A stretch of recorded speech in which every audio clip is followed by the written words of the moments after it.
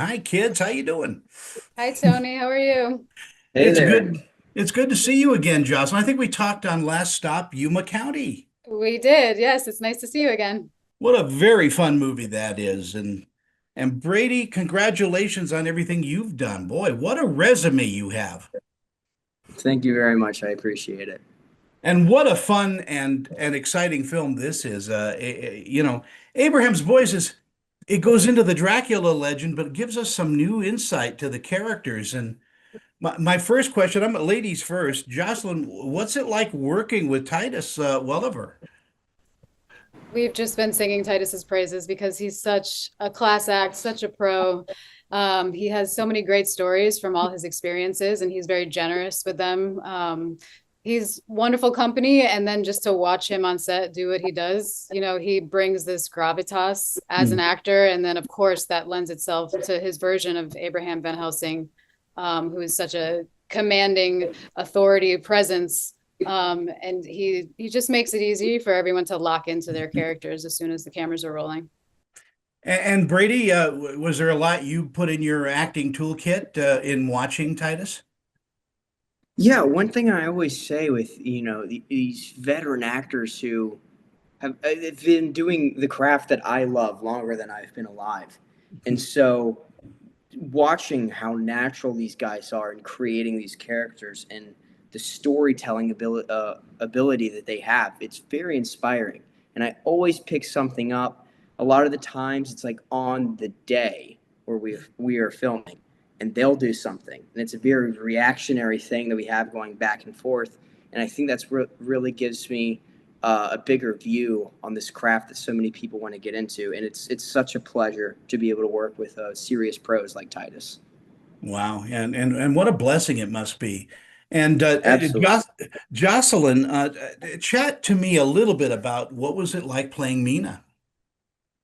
This is a really special experience because Mina is a very complex character with a very intense and very famous backstory from Dracula. We all know what this character went through being attacked by Dracula, trying to save her friends. And her relationship with Abraham goes all the way back to like they were forged in this very high stakes situation, where they were working together and he really respected her mind, um and in not Natasha's version, they end up married, and now we see them 20 years later.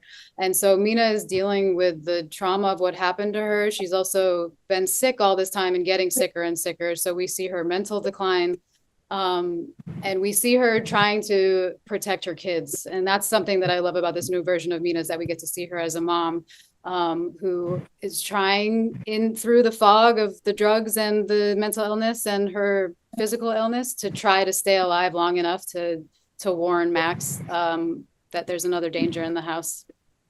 And Mina Harker, is one of those great female characters that are just she's brilliant and she's strong. What a great chance to, revamp this.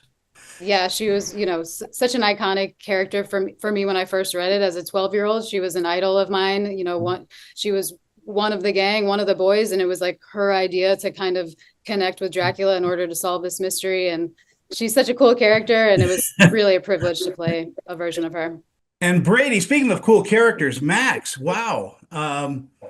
He's so well Wow's the written. right word. Yes, yes. Wow is the right word. It was a pleasure to be able to take this story from Joe and portray it on a screen, because he's so complex. From the beginning of the movie, we see him being this, very good soldier to his father, who's almost like a commander in the household. And, whatever Abraham says to Max is law. And if he doesn't follow, there will be repercussions.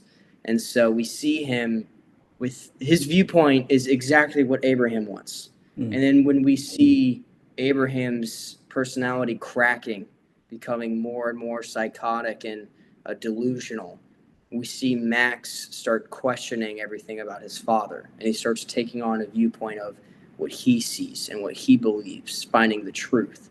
On top of that, we have his mother who's passed, and he's dealing with that as a child. That's very traumatic. It's traumatic for anyone.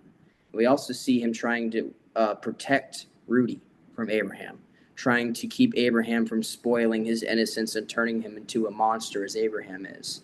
So there's a lot of risk that Max has to go through in order just to save some people. And so I think it was a very challenging thing at first to really seep my teeth into and connect to this character and really portray on paper what needed to be told in the film. And so I think we've done a pretty good job about it. And here's a very interesting thing is that not a lot of actors get a chance to play an arc like this.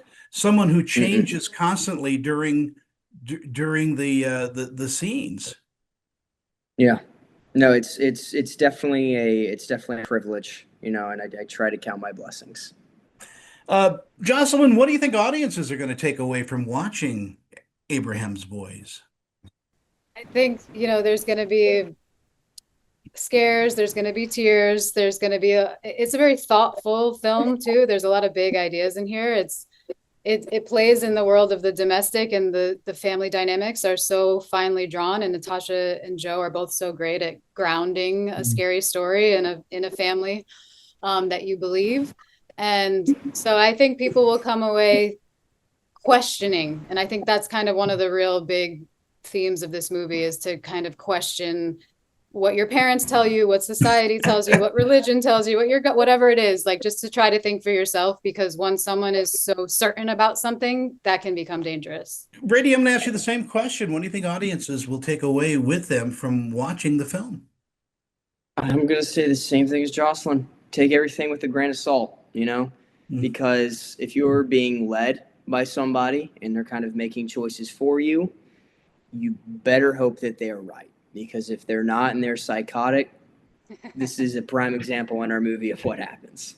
Yeah, you got to watch for the psychos in the world, and You got to. They're real. they're real. They're out there. Congratulations again, both of you. It's a terrific acting performance, and um, I think roles like this don't come around very often, with this kind of depth at all. So again, wow. I'm saying wow. Congratulations. Thank you, Tony. Thank So you great so to see much. you. Bye bye.